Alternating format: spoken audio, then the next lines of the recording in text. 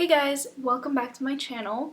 For today's video, I have another simple living video for you guys. If you don't know what that is my low waste and zero waste video series. Today's video is something I feel like doesn't get talked about enough in the zero waste community, and that is some more advanced zero waste things that you can do beyond just the basics.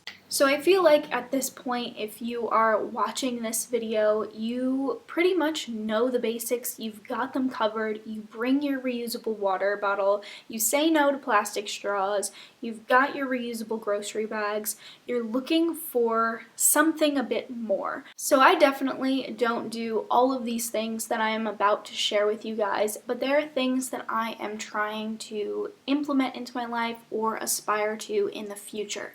So without further ado, let's hop into this video. I have not done this yet, but I fully intend to when I have my own home or my own space to install an external sprayer. If you've never heard of this, I will put a picture of it right here on the screen. It's a little hose that you can easily install onto your toilet, and you use it kind of like you would in the shower when you clean yourself, except on the toilet. And the idea is that you can cut down on the amount of toilet paper that you're using or completely eliminate it if you want to go that route. Buy secondhand furniture, toys, really anything you would need, clothes, home decor, just sourcing secondhand. It takes a little bit more effort and time to search for those things, but ultimately it is what I would like to achieve, especially when I have my own space. I really want to furnish it with mostly secondhand if possible. Stop buying fast fashion and educate yourself about fast fashion if you haven't already. Personally, I get a majority of my clothing secondhand. If not, I purchase things from the apps like Poshmark, ThredUp.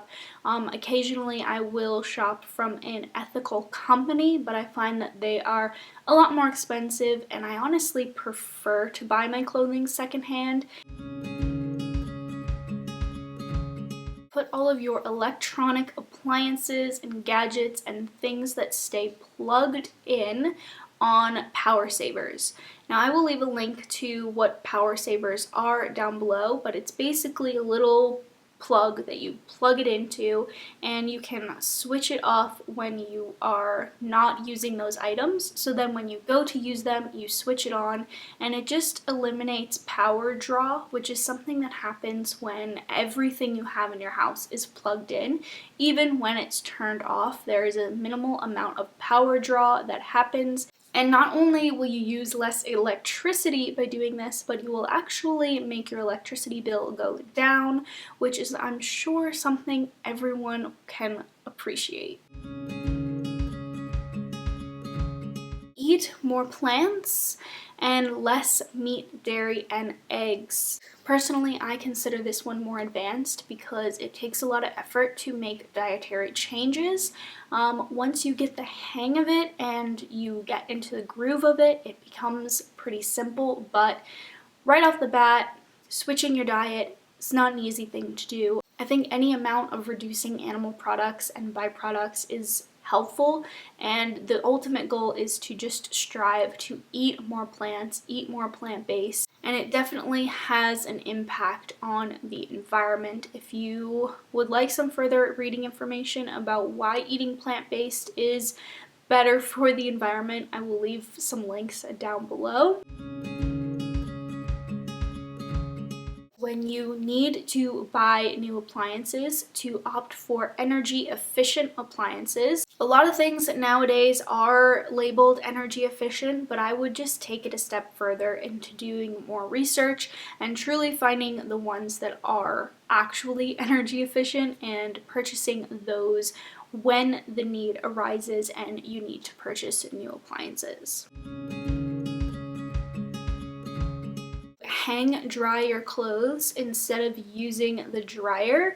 Now you can do this 100%, 50%, 20%, whatever level you're kind of at. I would say I do about 80% of my things I hang dry, and you can hang dry indoors and outdoors. I'm planning on doing a whole zero waste, low waste laundry video where I'll talk more about how to hang dry your clothes and just approach laundry in a more low waste way. So look out for that video in the future. Not only is growing your own food fun, but it's also healthier because you can control the way that you're growing your food. By not using pesticides and chemical fertilizers, you can grow organically, and you're also cutting down on the amount of emissions you produce by driving to the food store and getting your food at the food store, and the emissions in order to transport the food to the food store. So it's really beneficial to learn how to grow some of your own food if you're in an area and you have the space available. I will leave a link to some of my gardening videos that you can check out. I have a pretty small space that I'm working with, and I'm kind of trying to build a small sustainable garden to help sustain myself. Green grass and green lawns is not really beneficial to the environment in any way, especially in order to preserve them. You have to water them and fertilize them. Native plants are going to be so much more beneficial to all of the honeybees and beneficial insects. They will have something to eat and to thrive on, and local plants will actually grow better in your area, and they will be greener, and they will be happier, and they will take less water and resources to maintain. Depending on where you live, this may or may not be possible. Personally, I only have maybe like 3 places within my area that I can walk to, but when I do go to those 3 places, I choose to walk or bike. The next best thing is to just carpool with a friend or a family member if you guys are within a similar area and you need to get to the same place. Carpooling is also an option. We're getting to the point now where you can actually purchase hybrid and electric cars used, which is amazing because they are cheaper and more affordable. If you have the means, if you are looking for a new car anyways, I would say just look at those options if it is something that would work for you. To look into purchasing carbon offsets when you fly. So I will leave more information on carbon offsets when flying and traveling down below. Look into and research the larger corporations that are producing your products.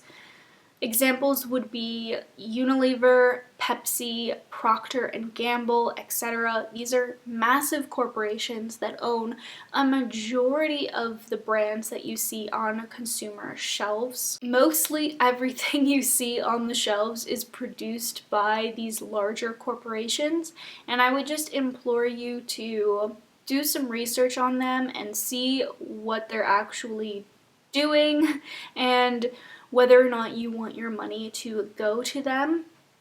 Ultimately, most of these corporations are just out for greed and making money. You'd be surprised how many green products are produced by these companies. So I would just do some research and decide if you want to boycott those certain products, and ultimately you'll probably find out that most products in the stores you really don't want to be purchasing, and by making your own, shopping locally, shopping local artisans, local small businesses, you will be able to avoid those huge corporations. research and vote for politicians who believe in and care about climate change and sustainability. Probably one of the biggest things that you can do, because when it comes down to it, they have the most control and the most power. So with that, that is all of the advanced zero waste tips I've got for you for now. Like I said, I have a few more that I'd be willing to share if you guys are interested in a part 2. If you did enjoy this video, please make sure to give it a thumbs up. It really helps out my channel, and be sure to hit that subscribe button. But with that, I will see you guys in my next video.